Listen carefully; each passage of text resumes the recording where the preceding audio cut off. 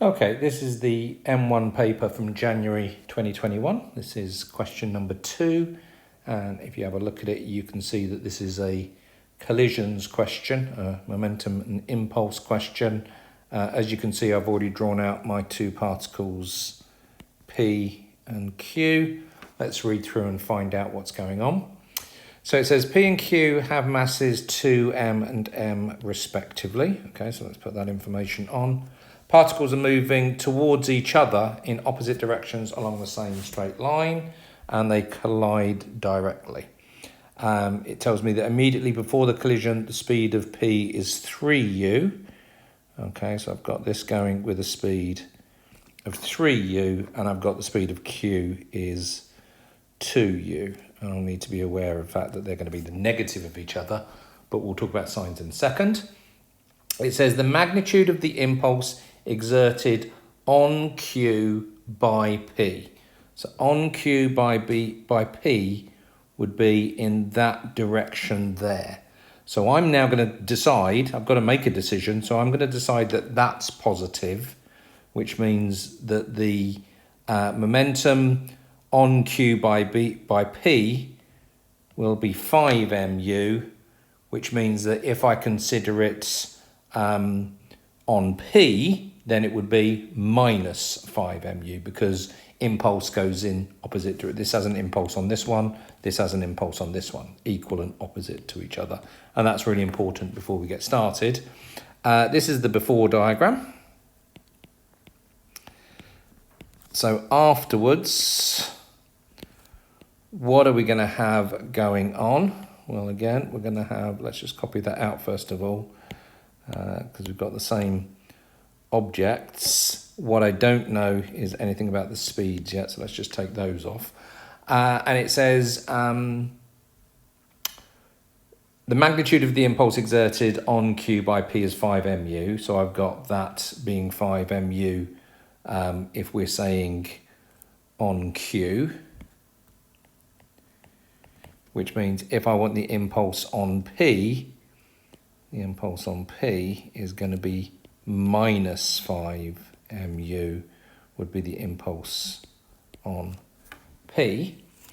And because it doesn't tell me anything about the speeds afterwards, I've got to decide for myself. So I'm going to decide that VP is going in that direction. Now, it doesn't matter. If I get that wrong, all that will happen is when I do my calculation, VP will work out to be a negative, and I'll say, oh, right, it should have been going in that way. Similarly with VQ, I just make a decision and then the maths will sort it out. And what I tend to do, you don't have to, but I try and stick with sort of logical ways of doing a lot of these questions.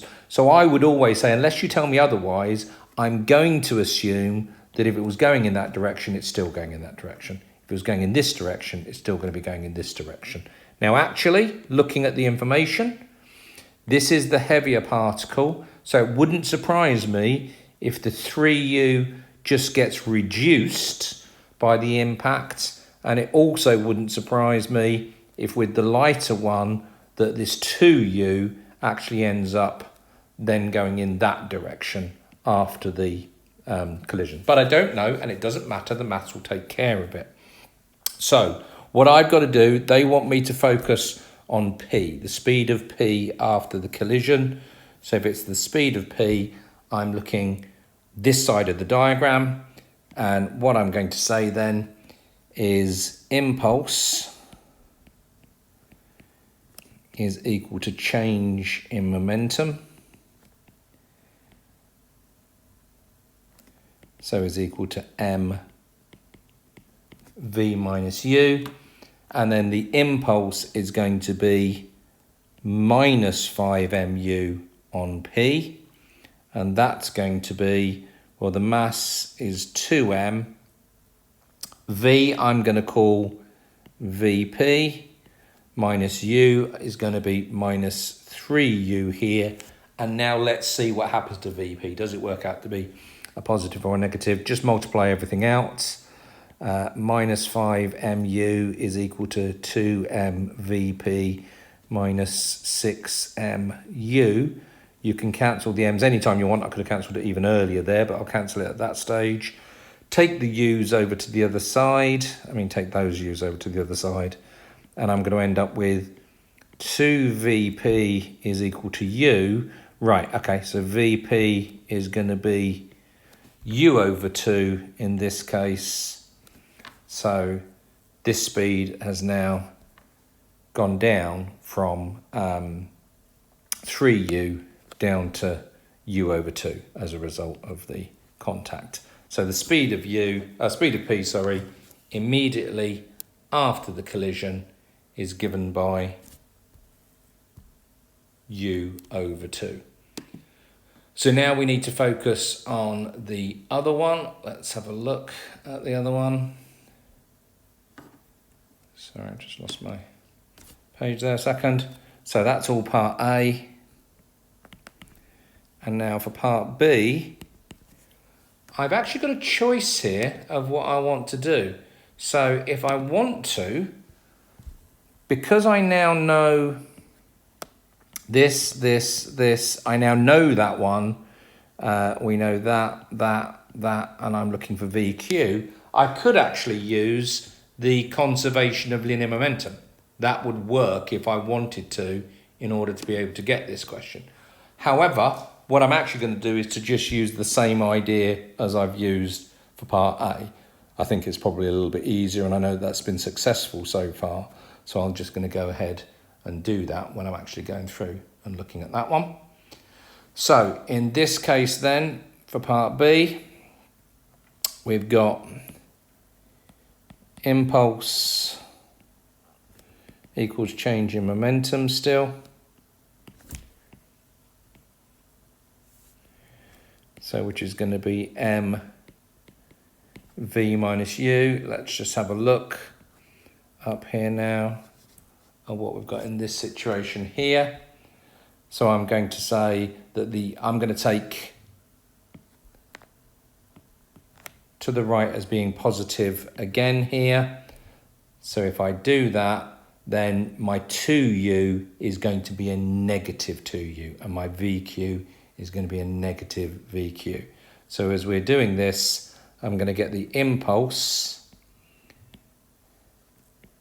which is 5mu, is going to be equal to m, and now it's going to be minus VQ minus 2u. So that's going to give me 5mu equals minus mvq plus 2mu. The m's can cancel, and I'm going to get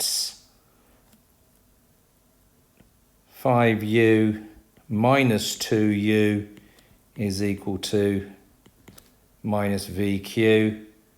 So I'm going to get 3u is equal to minus VQ. Or in other words, VQ is equal to minus 3u.